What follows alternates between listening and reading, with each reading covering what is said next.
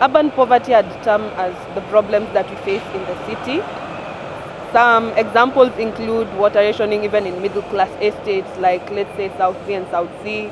You may find in a week some people get water twice and some estates get water 24/7 and some have none at all, and some use even maji ya mtaro. About urban poverty, I understand it as it is in informal settlements, because we have so many informal settlements in Nairobi, whereby people living there, they lack most of the social amenities and they lack most of the resources that they need to live in a better life. For example, water, healthy, good environment, clean environment. Most of the things they lack, those people living in the urban slums or informal settlement.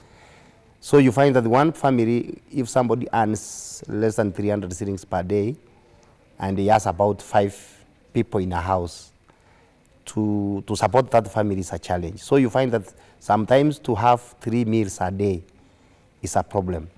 Mimi niko na mtoto disability na hasomi, ako 10 years na ni girl.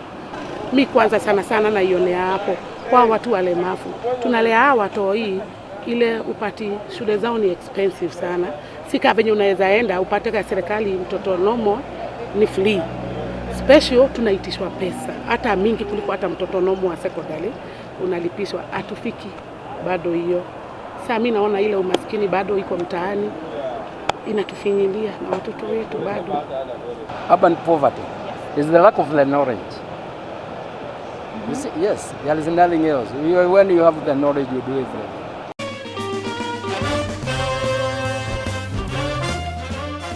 Poverty in Kenya is very quickly relatable to rural areas. Rural areas are poorer than urban areas. And that has, in some instances, almost made it look like in urban areas there's nothing much to worry about. And so pockets of poverty in urban areas have actually been left out in some of the discussions that we've had around how to deal with poverty in the country. Poverty is one aspect that should be looked critically. Both the traditional definition of poverty in terms of infrastructure access and in terms of the income requirements for a household to be declared poor, and thus influencing decisions on allocation of resources in the future. If you look at the trend line from 1991 to 1997, rural poverty moved up from 47 to 52%, but in the urban areas, it moved from 25 to 49%. It means that the people in the cities are continuously getting poor, and the rural people, while they are poor, doesn't mean that the urban people are not poor. One of the contributors to urban poverty has been policy that addresses the influx of people in urban areas, and especially the peripheral urban area, where a lot of informalness exists. We have all women who never go to up country. When they came to Nairobi, maybe they were divorced and they cannot do any job. Maybe they live on begging to those people who are able within the village. So the number is big, but the rating of that qualification of poverty is a problem according to the experts.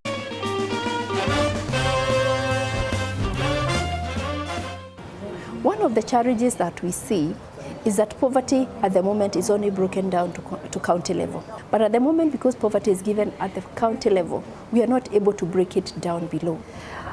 When we did that policy, none of the sub-locations in the urban areas came up.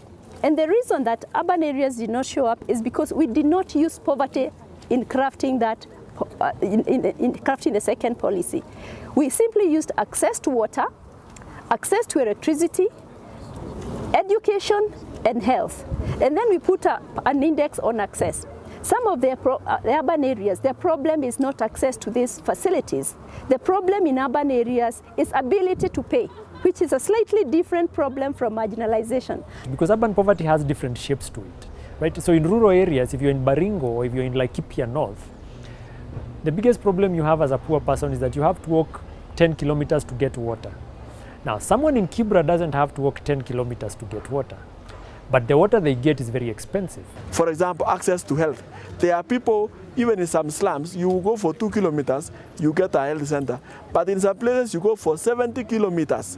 The formula that was placed as a matter of population factor has never looked into the change factor in this. We really find the small resources we have, we really strain to give service to these people. Lazima CRA ifanye actual costing.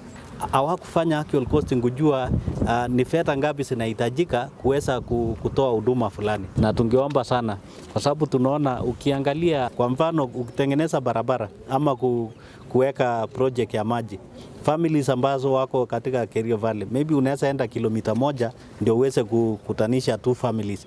Na hiyo fedha ukisema per head ni karibu 10,000 shillings. Uwezi chukua 20,000 na uweze kuwatengenezea project ya maji. Ilali sehemu kama Nairobi ama urban areas, ukiweka pipe moja ya maji labda inaweza serve watu zaidi ya 10 ama 20. Lakini kwetu unahitaji pipes 100 ndio uweze kuserve 2 families. Na hiyo pia lazima waangalie. It's another aspect of poverty index. We on and on we've been trying to raise to CRA to look at this. As one, either that we need to look at a way of increasing the equalization fund, and increasing this equalization fund, we need to look at the approach and the structure of this equalization fund, so that we're able to identify the regions that are actually need the equalization fund. The current setup, we are basing on counties. Addressing urban poverty will also need a bit of special attention as compared to the very generalized mechanisms that we've used for the general poverty discussion, especially in rural areas. And it is important going forward to make sure there is no marginalization within the county, to make sure there is equitable distribution of resources within the county itself. And we can only do that if we have poverty numbers below the county. Even amongst policy circles, there's a disagreement on what aspects of poverty should feature with regards to resource distribution. There are a couple of basic global standards that everyone, I think, knows about. The poverty rate, how many people are poor, the poverty line, what is the level of income at which below you're considered poor, what is the poverty gap, how far below that line you are, what is the poverty severity, how bad your poverty is, and absolute poverty versus relative poverty. So there are a lot of ideas that were circulating surrounding poverty. Devolution must work so that the opportunities that Kenyans think of accessing only in Nairobi should be accessible in Bungoma, should be accessible in Uasin Gishu, they should be in West Pokot. If it does not work in any given county, and we say poverty anywhere is a threat to property everywhere, we need to ensure devolution works so that we grow together. National government, pesa yenye wanapeana ni kidogo sana yenye wanapea county. So ilikuwa mzuri kama wange at least wapeane hiyo pesa ya kulingana na vile county iko. Ndio at least hata hiyo sawa watu wakitaka kupewa services. So itakuwa ngumu wapewe hiyo services, we say ni usawa, lakini pesa hiyo ni kidogo. Wakitaka kukawa ni kidogo, at least hiyo usawa haitakuweko kwa sababu kuna penye itafika na penye haitafika. Wataangalia kwanza kuwa ni gani ndio first priority ndio wasaidike. Seems to be a need for some form of accountability, maybe increased citizen engagement. What is there doesn't seem adequate for providing public engagement. There's some concern about the census, its transparency, and whether the information is relevant to the current setting. Also the poverty data, and whether the information used in the poverty data is useful right now. There's a lot of concern about planning and the adequacy of planning and the youth budget execution and utilization, and then both the national and the county level. And that was also an area of concern in the groups we had the plenary session. So I think maybe that's a big area you should take forward. there's a section on prioritization and whether we are spending money on the right things. Within the public participation bill, there's a requirement that describes how public participation is supposed to happen. There's some standards you're supposed to fulfill, there's some levels you're supposed to agree on. If that is not fulfilled, that means that public participation can be deemed null and void by a court of law.